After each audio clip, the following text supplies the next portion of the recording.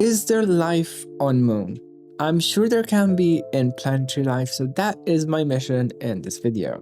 So by creating a moon that is always going to be a small planet that circulates around a medium or bigger planet, although it looks like a normal planet, there are very interesting things. But before we get into it, I just want to create a shape that is more moon-like. So I just put a ton of meteors and then a wide number of earthquakes just to kind of create a very uneven look and lots of peaks and valleys, and it's just moon-like. I am satisfied. A key component to life is water, so I started raising water all around the planet. You can see a lot of snow and ice forming, and that's good, but it does mean that the temperature is cold. So what I do there is just to increase the surface and cloud albedos a bit, just to make it warmer, have less ice, create more water. And the water there is actually forming into pockets because of all the peaks and valleys kind of thing, and I really like how it's coming about. Now, something that you may be noticing is that there are areas that the water is evaporating, coming back in, and that is because moons have a constantly spike in the average temperature and the moisture in water.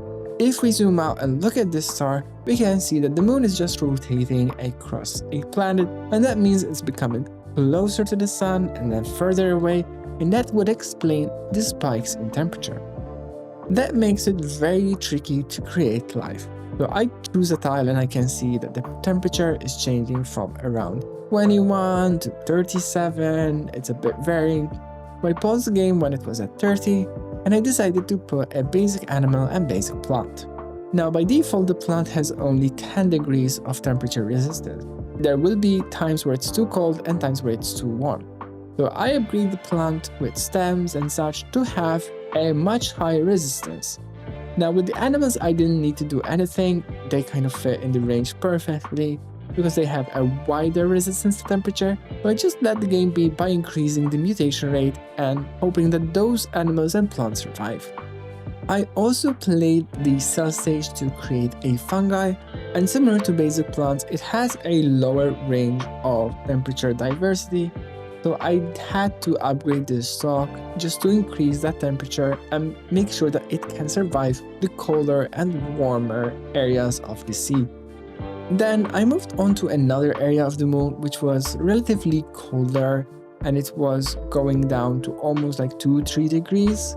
So I want to create a plant that will be able to survive the iciness. So I chose to upgrade this plant to go to -3 up to 28, so that it can survive those cold waters and maybe a bit of ice. On a similar note, the basic animal that I created here, I did actually choose to give it a single layered skin, but now it can resist down to -9 and up to 23 degrees. The fungi though wasn't really moving much, so I just went into the fungi catalog in the encyclopedia and exported it just so that I can import it again if I need to. At that moment, I did notice that the animals in the original spot died, so I just gave them a little help this time and gave them a single layered skin and a bit of evolution just to be able to have a more consistent outcome. Yes, the basic animal is viable, but it is much harder without any upgrades, because they were still dying of cold. I realized that the plants weren't really expanding much, so I did need to upgrade them.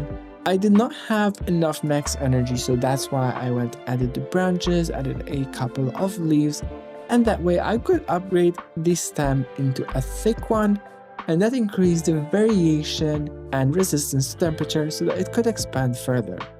I did have to create animal life once again, so I decided this time to go a step further, and what I did was, apart from the single layer skin, I did also add a body part, and doing that allowed me to add the endoskeleton, which also allowed the scale skins for even more temperature resistance.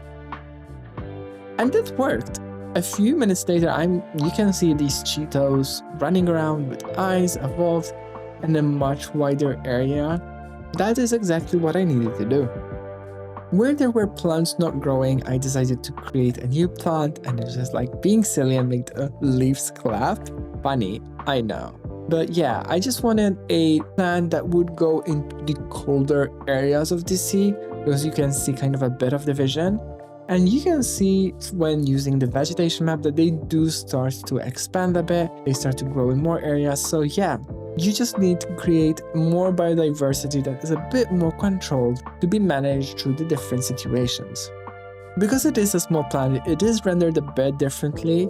Everything looks larger, it's just humorous. But I think this is pretty much more or less set on what we need to do. There is one more area like at the South Pole where it's like freezing. So I decided to create a new plant, give it a white stem so it can go into -11. I love the red alien look. But yeah, that is the perfect because it goes into ice, it goes into water, and so on. I then let the game simulate itself, and if we look at around year 80,000, we can see that animals continue to live without any more interference. They've grown eyes, they've grown spikes, and yeah, I mean, overall, that is kind of what we were hoping for, that yeah, you can create life in Moon. If we zoom in then like a couple years later, you can see how large every animal looks. So I understand it's not the normal experience you get on the medium planets. I do like kind of the sprite or zooming in a bit form, because these are rendered very nicely though. So this is actually a very good view for the Moon. You get to see a decent variety, even though it's very limited in what the world can provide, because it is a much initially smaller. And in this case, I did end up with just 55 animals. There's not a lot of big population, so it is more limited. But you can have life, you can have plans. And if you enjoyed this video, make sure to subscribe, and I'll be back with more Planetary Life content with the next update. Bye-bye.